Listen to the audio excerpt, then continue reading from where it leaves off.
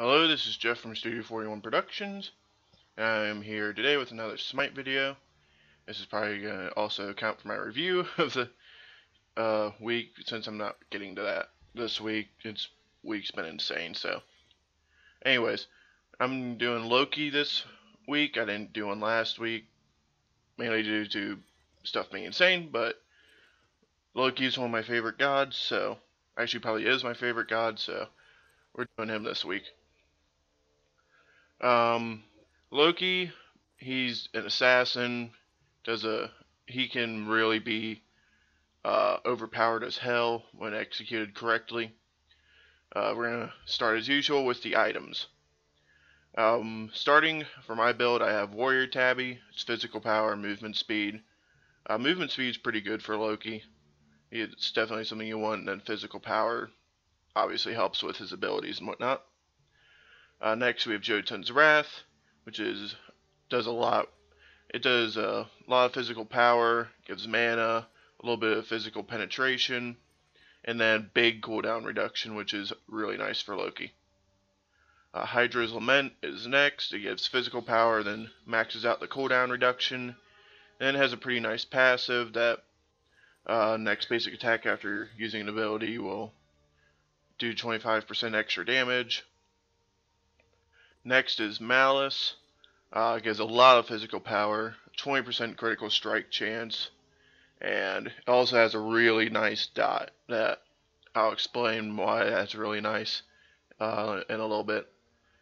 Next we have Deathbringer. You should be getting used to seeing this. It's one of the best items in the game.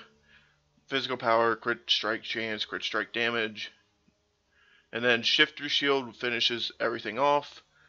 Gives a ton of physical power when you're over 50% health, which when you're Loki, you should pretty much always be over 50% health. If you're not, you're probably dead.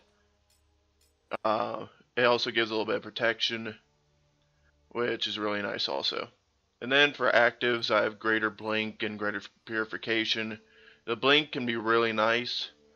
Can really help you run down on someone. Fortunately, you can't use it while you're in combat, so you gotta be out of combat for 3 seconds before you can use it. And then Greater Purification for countering the Ares of the world and whatnot.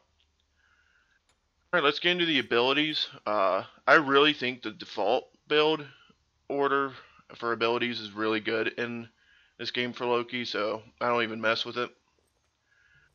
His abilities explained. When his passive is when he's hitting from behind, he does 20% extra damage, which is big. Basically, always hit from behind when you're using Loki, unless they turn around and try and hit you and you can't get behind them, but always try and hit from behind. And then his Vanish, which is big time mind games with people, and also when you attack out of Vanish, basically, well, I guess I should explain Vanish first. Basically, he's invis for 4 seconds, moves faster, and then his next basic attack from stealth, or for 2 seconds after, applies a bleed, which is really nice because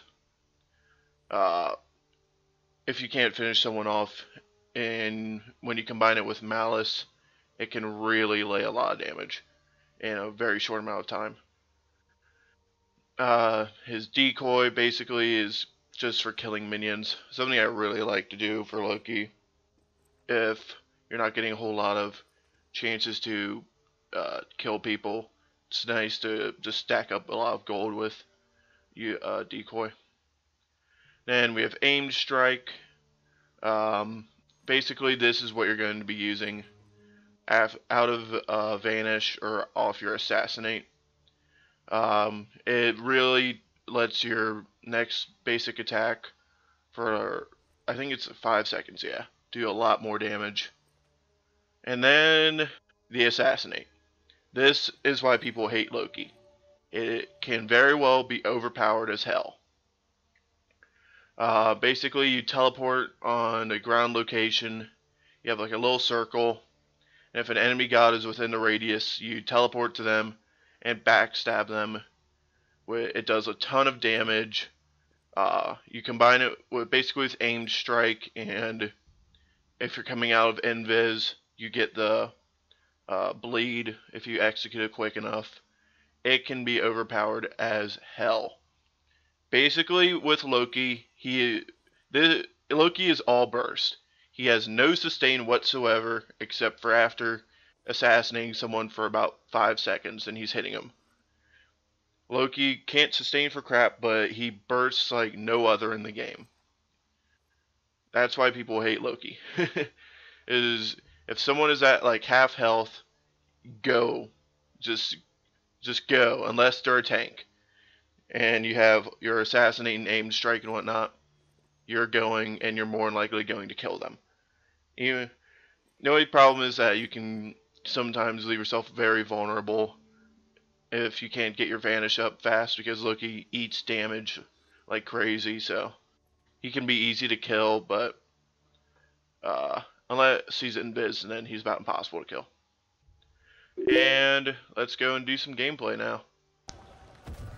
Alright, so as we see, we'll be seeing Loki, or like I said too, Loki does a ton of burst damage and really has no sustain.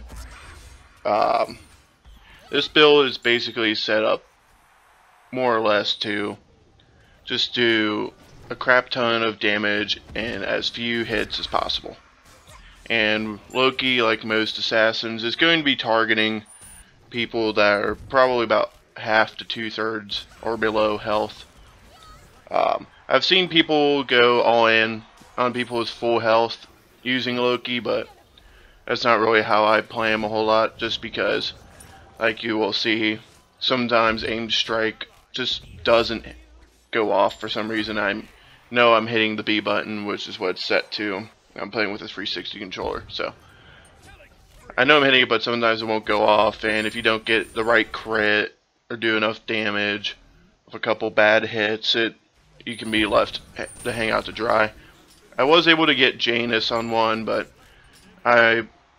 he's a mage, and mages take a ton of damage, so if you're going to try and take on someone that has full health, make sure it's a mage.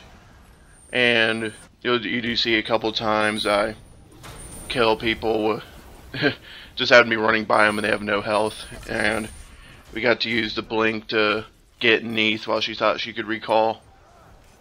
It was actually, I think, my first game doing these videos where I actually did well, but we still ended up losing, so make it 3 in a row.